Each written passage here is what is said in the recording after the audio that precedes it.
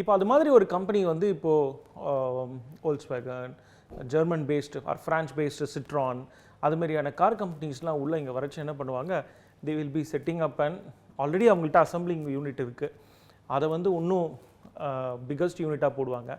ஒரு பெரிய ஃபேக்ட்ரி இங்கே செட் பண்ணும்போது அது அசம்பிளிங் யூனிட்டாக இருக்கட்டும், அது மேனுஃபேக்சரிங் யூனிட்டாக இருந்தபோது கூட அவங்களுடைய கண்டிஷன்ஸ் எப்படி தெரியுமா இருக்கும் இந்தியாவில்.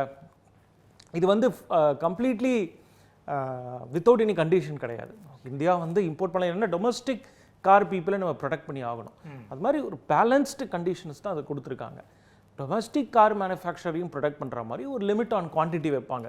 இவ்வளோ குவான்டிட்டி ஆஃப் கார்ஸ் நம்ம இம்போர்ட் பண்ணலாம், இந்த ப்ரைஸ் லக்ஸுரி கார்ஸுக்கு மட்டும்தான் இந்த டேரிஃப் அப்ளை ஆகும். அது மாதிரி ஏன்னா நம்மளுடைய small car manufacturers in India should also be protected.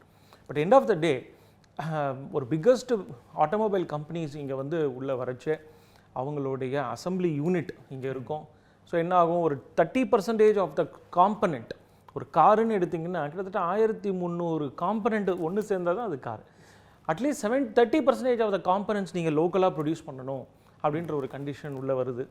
அப்போ என்ன ஆகும், இங்கே இருக்கக்கூடிய டயர் 2 டயர் 3 இண்டஸ்ட்ரீஸ்லாம் டெவலப் ஆகிறாங்க.